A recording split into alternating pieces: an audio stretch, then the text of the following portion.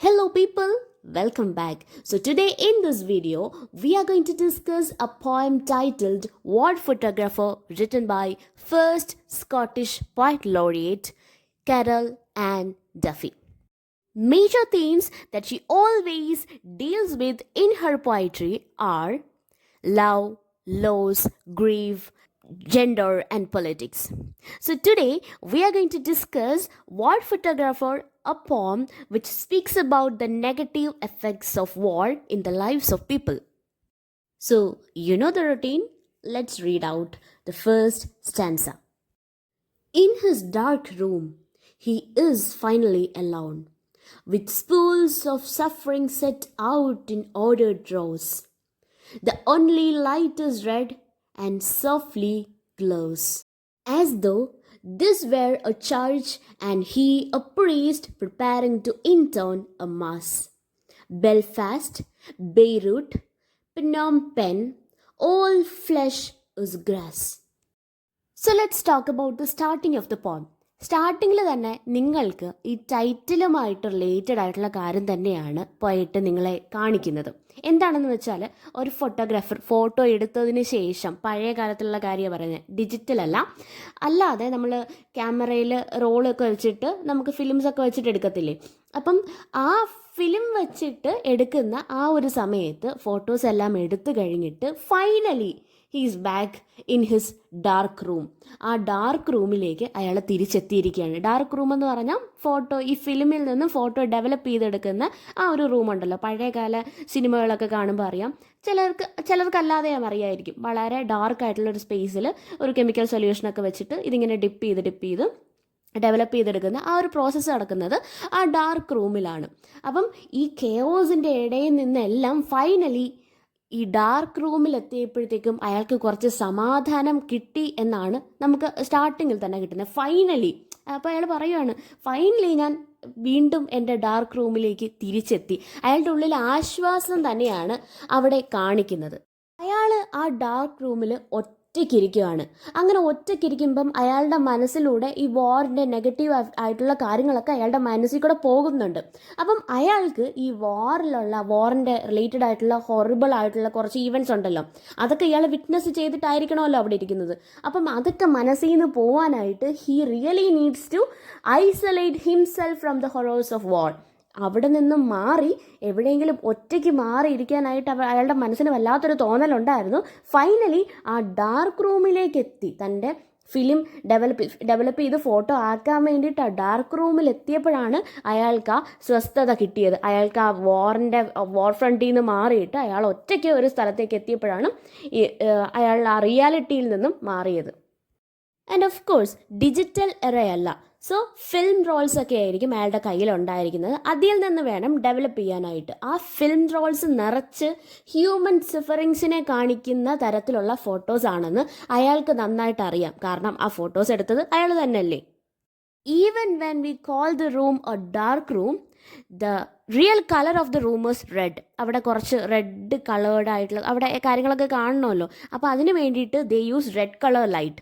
അങ്ങനെ റെഡ് കളറാണ് അവിടെ കാണുന്നത്. റെഡ് എന്ന് പറഞ്ഞാൽ ഒന്നെങ്കിൽ ലവിനെ ആണ് കാണിക്കുന്നത്, അല്ലെങ്കിൽ അത് ഇൻഡിക്കേറ്റ് ചെയ്യുന്നത് ഡേഞ്ചറിനെയാണ്. അപ്പം ഡേഞ്ചേഴ്സ് ഓഫ് വാറിനെ ഇൻഡിക്കേറ്റ് ചെയ്യാൻ വേണ്ടിയിട്ട് ആ റെഡ് കളർ അവിടെ യൂസ് ചെയ്യുന്നുണ്ട് പോയിട്ട്. അപ്പം ഈ റെഡ് കളർ കാണുമ്പം അയാൾ അല്ലെങ്കിൽ ഫോട്ടോ എടുത്ത ആ ഹൊറേഴ്സിനെ പറ്റിയിട്ട്, ആ ബ്ലഡ് ഷെഡിനെ പറ്റിയിട്ട്, അയാൾ കണ്ട ആൾക്കാർ മരിച്ചു വീഴുന്ന കാഴ്ചകൾ, ഇതെല്ലാം അയാളുടെ മനസ്സിലേക്ക് വീണ്ടും ഇരച്ചു കയറി വരുവാണ്.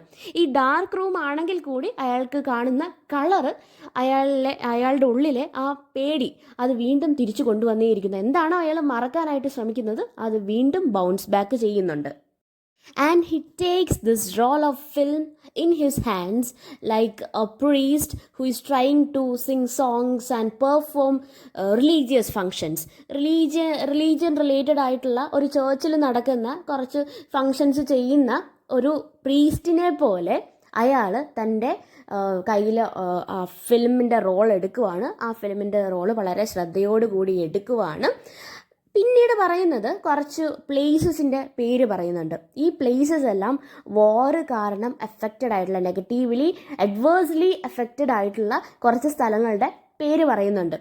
ഓൾസോ ആ സ്റ്റാൻസ എൻഡ് ചെയ്യുന്നത് ഒരു ഫ്രേസിലാണ്, ഓൾ ഫ്ലെഷ് ഇസ് ഗ്രാസ്. ഇത് ഒരു ബിബ്ലിക്കൽ റെഫറൻസ് ആണ്. ബൈബിളിനകത്ത് പറയുന്നുണ്ട്, ഇപ്പം നല്ല പുല്ലായിക്കോട്ടെ, നല്ല ഫ്ലവേഴ്സ് ആയിക്കോട്ടെ, ഇതെല്ലാം കുറച്ച് നാളത്തേക്ക് ഭയങ്കര ബ്യൂട്ടിഫുൾ ആയിട്ട് നിങ്ങളുടെ ഫ്രണ്ടിൽ കാണൂ.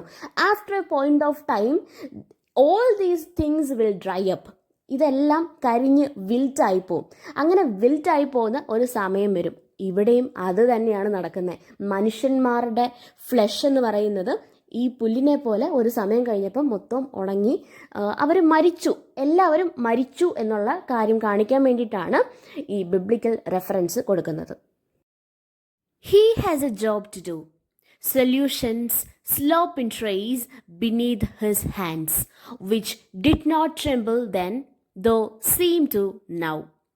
Rural England, home again to ordinary pain which simple weather can dispel, to fields which do not explode beneath the feet of running children in a nightmare heat.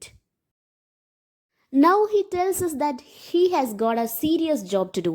He has work to do. And he started working on the film. ഈ film എടുത്തിട്ട് അത് develop ചെയ്ത് photo ആക്കുക എന്ന് പറയുന്ന ജോബിലേക്ക് അയാൾ കടന്നു തുടങ്ങി. അപ്പം അയാൾ എന്ത് ചെയ്യുന്ന പറഞ്ഞാൽ, അത് ഡെവലപ്പ് ആക്കാൻ വേണ്ടിയിട്ട് കുറച്ച് കെമിക്കൽ സബ്സ്റ്റൻസ് വേണമല്ലോ.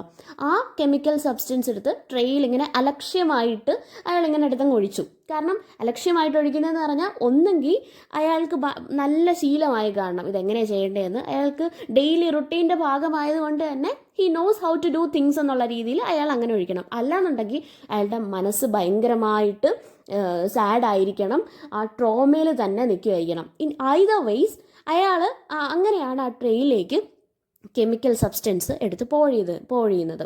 സോ ആഫ്റ്റർ ദാറ്റ് അയാൾ ഇങ്ങനെ ഇത് ഡെവലപ്പ് ചെയ്യാനായിട്ടുള്ള പ്രോസസ്സ് ഇങ്ങനെ സ്റ്റാർട്ട് ചെയ്യുവാണ്. And that is exactly when he realised that his hands are shivering.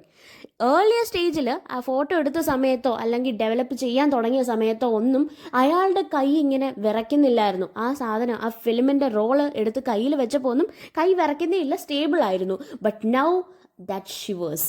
എൻ്റെ കൈ ഇപ്പം ഭയങ്കരമായിട്ട് നടുങ്ങുന്നുണ്ട്, ഇങ്ങനെ അത് വിറച്ചുകൊണ്ടേ ഇരിക്കുകയാണ്, ട്രെമ്പിൾ ചെയ്യുവാണ് എൻ്റെ കൈ എന്ന് പറയുന്നത്. What is the reason? I don't know what is the reason. Maybe ഞാൻ വിറ്റ്നസ് ചെയ്തിട്ടുള്ള കാര്യങ്ങളായിരിക്കാം ഇപ്പം എൻ്റെ മൈൻഡിലേക്ക് വീണ്ടും വീണ്ടും അതിങ്ങനെ തിരിച്ചു വന്നുകൊണ്ടേയിരിക്കുന്നത്. He was not at all ready to do work.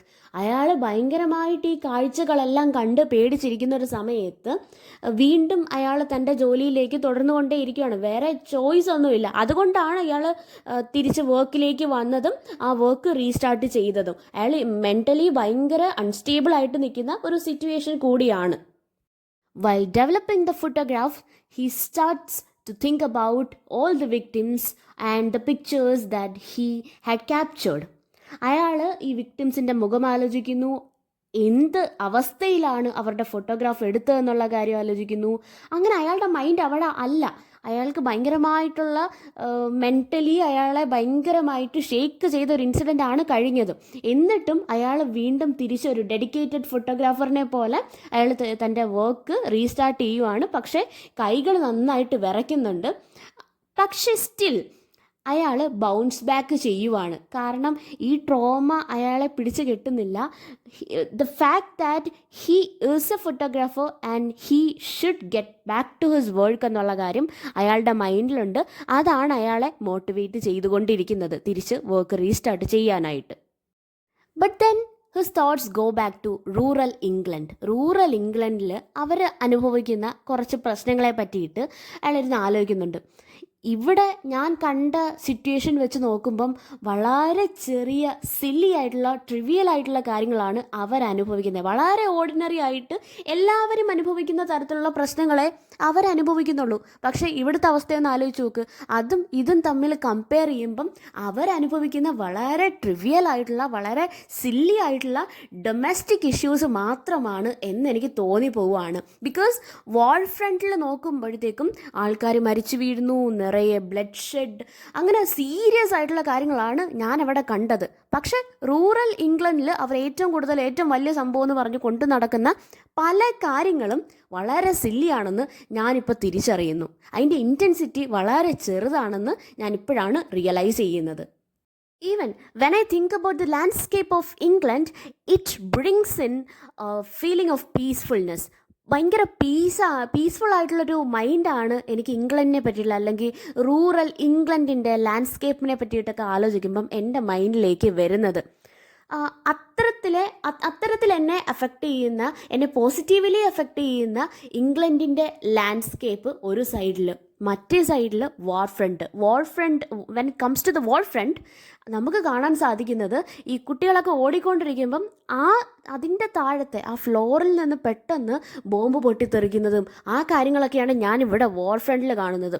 നേരെ മറിച്ച് ഇംഗ്ലണ്ടിൽ ചെല്ലുമ്പോഴത്തേക്കും വളരെ നല്ല സീനറിയും കാര്യങ്ങളും ഞാൻ കാണുന്നുണ്ടെങ്കിൽ വാർ ഫ്രണ്ടിൽ കളിച്ചുകൊണ്ട് നടക്കുന്ന കുട്ടികളുടെ കാലിൻ്റെ ചോട്ടിൽ തന്നെ ബോംബ് എക്സ്പ്ലോഡ് ചെയ്യുന്ന അത്തരത്തിലുള്ള, അങ്ങനെ മൊത്തം ബ്ലഡ് ഷെഡ് നിറഞ്ഞ, മൊത്തം ഭയങ്കര ഡസ്റ്റും ബ്ലഡും ഹ്യൂമൻ ബീങ്സിൻ്റെ പാർട്സും ഒക്കെ, അനിമൽസിൻ്റെ പാർട്സും എല്ലാ കാര്യങ്ങളും ഇങ്ങനെ നിറഞ്ഞ് കിടക്കുന്ന ഒരു വാർ ഫ്രണ്ടാണ് ഞാൻ വിറ്റ്നസ് ചെയ്തത്. കുട്ടികളുടെ കാലിൻ്റെ താഴെ തന്നെ ഇതേപോലെ ബോംബ് പൊട്ടുക എന്ന് പറഞ്ഞാൽ അവിടുത്തെ അവസ്ഥ വളരെ ഭയാനകമാണ്.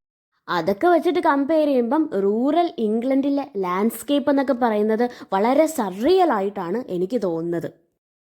Something is happening. A stranger's features faintly start to twist before his eyes. A half-formed ghost. He remembers the cries of this man's wife, how he sought approval without words to do what someone must, and how the blood stained into foreign dust. Okay, now he is trying to develop this photograph, and finally he got to see the image of a man. ഒരു മനുഷ്യൻ്റെ ഇയാൾ photo develop ചെയ്തുകൊണ്ടിരിക്കുകയാണല്ലോ.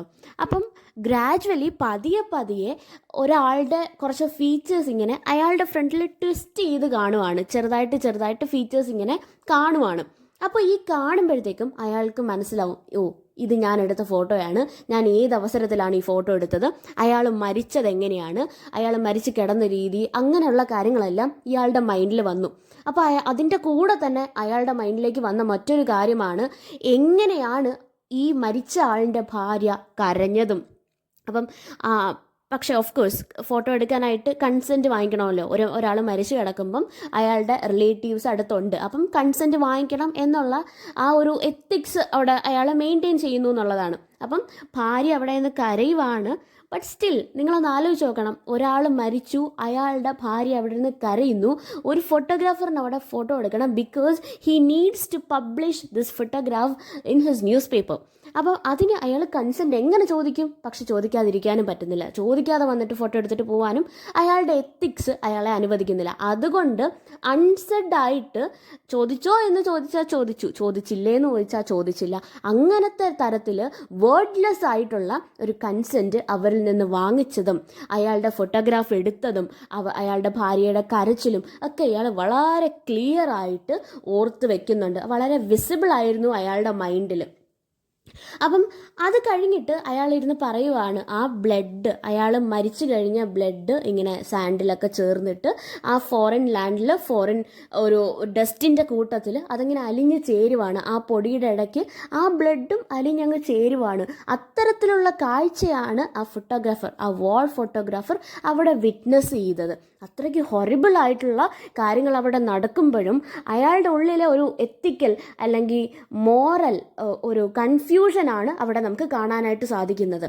അപ്പം അയാൾ ഫോട്ടോഗ്രാഫറാണ്, photograph എടുക്കാതിരിക്കാൻ പറ്റത്തില്ല. പക്ഷേ as A human being അയാൾക്ക് ഈ അവസരത്തിൽ എനിക്ക് ഫോട്ടോ എടുക്കാൻ പാടുണ്ടോ, അങ്ങനെ ഒരു ചിന്തയും വരുന്നുണ്ട്. ഇപ്പോഴത്തെ കോണ്ടംപററി ഇഷ്യൂസ് വെച്ച് നോക്കുമ്പോൾ നിങ്ങൾക്ക് മനസ്സിലാവും ഈ എത്തിക്കൽ ഡിലെമ എന്താണെന്ന്. 100 agonies in black and white from which his editor will pick out 5 or 6 for Sunday's supplement. The reader's eyeballs prick with tears between the bath and the pre-lunch beers. From the aeroplane, he stares impassively at where he earns his living, and they do not care. Now this war photographer has completed his work. അയാൾ fully ആ films മൊത്തം develop ചെയ്ത് photographs ആക്കിയിട്ട് എടുത്ത് മാറ്റി വെക്കുന്നുണ്ട്. ഈ photographs 100 കണക്കിന് ഫോട്ടോഗ്രാഫ്സ് അയാൾ എടുത്തിട്ടുണ്ട്. അപ്പോൾ തന്നെ മനസ്സിലാക്കണം എന്തുമാത്രം കാര്യങ്ങളാണ് അയാൾ അവിടെ വിറ്റ്നസ് ചെയ്തത്. അയാൾക്കിപ്പോൾ ഉള്ള ട്രോമയുടെ റീസൺ, ആ സോഴ്സ് എന്താണെന്ന് അത് കാണുമ്പോൾ നിങ്ങൾക്ക് മനസ്സിലാവും. 100 കണക്കിന് ഇതേപോലുള്ള വിക്ടിംസിൻ്റെ ഫോട്ടോസാണ് അയാൾ എടുത്ത് വെച്ചിരിക്കുന്നത്. പക്ഷേ അപ്പോഴും കൺസ്യൂമറിസം എന്ന് പറയുന്നൊരു കാര്യമുണ്ടല്ലോ. ഇയാൾ 100 കണക്കിന് ഇവരുടെ സങ്കടത്തെ പറ്റിയിട്ടുള്ള, ഇവർ അനുഭവിച്ച കാര്യങ്ങളെ പറ്റിയിട്ട്, എക്സ്പീരിയൻസിനെ പറ്റിയിട്ടൊക്കെ ഫോട്ടോസ് എടുത്ത് വെച്ചിട്ടുണ്ടെങ്കിൽ കൂടി അയാളുടെ എഡിറ്റർ സൺഡേ സപ്ലിമെൻറ്റിൽ പബ്ലിഷ് ചെയ്യാൻ വേണ്ടി he will pick only 5 or 6 അത്രയും മതി. 100 എണ്ണം എടുത്തു വെച്ചെന്ന് പറഞ്ഞിട്ട് കാര്യമില്ല. അതിനകത്തുള്ള 5-6 എണ്ണം മാത്രം മതി. ഈ 5-6 എണ്ണം കാണിച്ച് ബാക്കി റീഡേഴ്സിനുള്ളിൽ ആ ഒരു അവരെ കൊണ്ട് സിമ്പത്തൈസ് ചെയ്യിപ്പിക്കാൻ വേണ്ടിയിട്ടുള്ള ഒരു ട്രിക്ക് മാത്രമാണ് ഈ പബ്ലിഷിംഗ് എന്ന് പറയുന്നത്. അതിനു വേണ്ടി മാത്രമാണ് ഈ 100 കണക്കിന് ഫോട്ടോസ് എടുക്കുന്നത്. Just to select 5 or 6 photos. And then the poet gives us a very relevant statement. It's about the റീഡേഴ്സിൻ്റെ മെൻറ്റാലിറ്റീനെ പറ്റിയിട്ടാണ് പറയുന്നത്. ഈ സൺഡേ സപ്ലിമെൻറ്റിൽ എന്തുമാത്രം ആൾക്കാർ വാർ കാരണം അനുഭവിച്ചു എന്നുള്ളത് തെളിയിക്കാൻ വേണ്ടിയിട്ട് ഫോട്ടോഗ്രാഫ്സ് എടുത്ത് പബ്ലിഷ് ചെയ്യുന്നുണ്ട്. എങ്കിലും ഇത് വായിക്കുന്ന ആൾക്കാരുണ്ടല്ലോ, ഈ ഫോട്ടോഗ്രാഫ്സ് കാണുന്ന അല്ലെങ്കിൽ ആർട്ടിക്കിൾ വായിക്കുന്ന ആൾക്കാർ, അവർക്ക് കുറച്ച് നേരത്തേക്ക് അവർക്ക് സങ്കടം വരും. അയ്യോ എന്തുമാത്രം കഷ്ടമാണ് എന്നൊക്കെ അവരുടെ മനസ്സിൽ വരും. പക്ഷേ അത് വളരെ ഷോർട്ട് ടേമിലേക്ക് മാത്രമുള്ള ഒരു സിമ്പത്തി ആയിരിക്കും. അവർ ഫുഡ് കഴിക്കുന്ന ലഞ്ചിന് ബ്രേക്ക്ഫാസ്റ്റ് കഴിഞ്ഞിട്ട് ലഞ്ചിന് മുന്നേ ഉള്ള ബിയർ കഴിക്കുന്നതിൻ്റെ ഇടയിൽ ഇതങ്ങ് തീർന്നു പോകും. അപ്പം വളരെ ഷോർട്ട് ടേമിലേക്ക് വേണ്ടി മാത്രം സിമ്പത്തൈസ് ചെയ്യാൻ വേണ്ടിയിട്ടാണ് ഇയാൾ ഈ വാർ ഫ്രണ്ടിൽ പോയിട്ട് ഇത്രയും ആൾക്കാർ അനുഭവിക്കുന്ന കാര്യങ്ങളെല്ലാം കണ്ടിട്ട് 100 കണക്കിന് ഫോട്ടോസ് എടുത്ത് അതിൻ്റെ ട്രോമയും ക്യാരി ചെയ്ത് നടക്കുന്നത്. ആൾക്കാരിതിനെപ്പറ്റി മറന്നു പോയതുപോലെ തന്നെ ഒരു ദിവസം ഈ ഫോട്ടോ എടുത്ത ഫോട്ടോഗ്രാഫറും ഇത് മറന്നുപോകും. അയാൾ ഈ വാർ സോൺ ലീവ് ചെയ്യും. അയാളുടെ ജോലി എല്ലാം കഴിയുമ്പോഴത്തേക്കും ഈ വാർ ഫ്രണ്ടിൽ നിന്ന് അയാളും പോകും. അപ്പം അയാളുടെ ഫിസിക്കൽ ആൻഡ് ഇമോഷണൽ ഡിസ്റ്റൻസ് ആണ് വാർ സോണിൽ നിന്നുള്ള, ബോത്ത് ഫിസിക്കൽ ആൻഡ് ഇമോഷണൽ. ഒരു സമയം കഴിയുമ്പം റീഡേഴ്സ് എങ്ങനെ മറന്നു പോകുന്നോ അതുപോലെ തന്നെ ഇത് കണ്ട് ഒരു സമയത്ത് പേടിച്ച ഈ ഫോട്ടോഗ്രാഫറും മറന്നു പോകും. കാരണം അയാൾക്ക് അവിടെ ഡയറക്റ്റ് എക്സ്പീരിയൻസ് ഒന്നുമില്ല. അയാളുടെ ആരുമല്ല മരിച്ചത്. മരിച്ചവരും മരിച്ചവരുടെ ബന്ധുക്കളും അങ്ങനെയുള്ള ആൾക്കാരൊക്കെയാണ് അനുഭവിച്ചു കൊണ്ടിരിക്കുന്നത്. ഈ വാർ ഫ്രണ്ടിനെ സംബന്ധിച്ചിടത്തോളം ഈ ഫോട്ടോഗ്രാഫർ എന്ന് പറയുന്നത് ഒരു സ്ട്രേഞ്ചറാണ്. അയാൾക്ക് അവിടെ നഷ്ടപ്പെടാനായിട്ട് പ്രത്യേകിച്ച് റിലേറ്റീവ്സോ ഫ്രണ്ട്സോ ലൗഡ് വൺസ് അങ്ങനെ ആരുമേ ഇല്ല. അപ്പം ആ ഒരു ഇമോഷണൽ ആൻഡ് ഫിസിക്കൽ ഡിസ്റ്റൻസ് അവിടെ കാണാൻ സാധിക്കുന്നുണ്ട്. തിരിച്ചു തൻ്റെ നാട്ടിലേക്ക് പോകാൻ നേരം എയ്റോപ്ലെയിനിൽ ഇരുന്നു കൊണ്ട് താഴെ അയാൾ അനുഭവിച്ച കാര്യങ്ങളെ പറ്റിയിട്ട് അയാൾ ആലോചിക്കുന്നുണ്ട്. ഈ താഴത്തെ ദൃശ്യങ്ങളെല്ലാം കണ്ടിട്ട് അയാൾ ഇങ്ങനെ റീകളക്ട് ചെയ്യുന്നുണ്ട്. അപ്പം റീകളക്ട് ചെയ്യുന്നതിൻ്റെ കൂട്ടത്തിൽ അയാൾ ഇങ്ങനെ വിചാരിക്കുന്നുണ്ട്, ഇതിൻ്റെ ഫോട്ടോസൊക്കെ എടുത്തിട്ട് തന്നെ അല്ലേ ഞാൻ ഇൻകം ജനറേറ്റ് ചെയ്യാൻ വേണ്ടിയിട്ടാണല്ലോ ഞാൻ ജോലിക്ക് പോകുന്നത്. ആ ജോലിയാണല്ലോ ഇതിൻ്റെ ഫോട്ടോസ് എടുക്കുക എന്ന് പറയുന്നത്. അപ്പം ഞാൻ അവരെ അതിന് വേണ്ടിയിട്ടാണ് യൂസ് ചെയ്തത്. എനിക്ക് കുറച്ച് നാളത്തേക്ക് ഇൻകത്തിൻ്റെ സോഴ്സ് ആയിരുന്നു ഈ വാർ ഫ്രണ്ട് എന്ന് പറയുന്നത്. അപ്പം അല്ലാണ്ട് എനിക്ക് ഇമോഷണലി ഭയങ്കര കണക്ഷൻ ഇവരുമായിട്ട് ഇല്ല എന്ന് പറയുന്നു. ഓൾസോ ഞാൻ അവിടെ വർക്ക് ചെയ്തു, അവിടെ ഫോട്ടോഗ്രാഫറായിട്ട് ഞാൻ വർക്ക് ചെയ്തു. ബട്ട് സ്റ്റിൽ എനിക്ക് അവിടെ യാതൊരുവിധ ചേഞ്ചും ഉണ്ടാക്കാനായിട്ട് സാധിച്ചില്ല. കുറച്ച് നാളത്തേക്ക് എനിക്കത് ട്രോമയായിരുന്നു, എനിക്കത് ഭയമായിരുന്നു. ഞാനത് എക്സ്പീരിയൻസ് ചെയ്തത് എപ്പോഴും എൻ്റെ മനസ്സിൽ കാണുമായിരുന്നു. പക്ഷേ സ്റ്റിൽ ഞാൻ അവിടെ ഒരു എക്സ്റ്റേണൽ ഫോഴ്സായിട്ട് അല്ലെങ്കിൽ ഒരു സ്ട്രേഞ്ചറായിട്ട് അവിടെ ഉണ്ടായിരുന്നു. എന്നിട്ട് കൂടി എൻ്റെ ഫോട്ടോഗ്രാഫ്സ് കാരണമോ അല്ലെങ്കിൽ എൻ്റെ ഇൻവോൾവ്മെൻറ്റ് കാരണമോ അവിടെ യാതൊരുവിധ ചേഞ്ചും എനിക്ക് വരുത്താനായിട്ട് സാധിച്ചില്ല. So that's all about the poem. The poem speaks about the life and experience of a war photographer who had a direct experience in war front. And the poet uses photography as a medium to convey to her readers that these are the adverse effects of war, and people are losing their life, people are losing their loved ones, they are all under the clutches of grief and everything. So this is all about the poem War Photographer, written by Carol Ann Duffy. Thank you.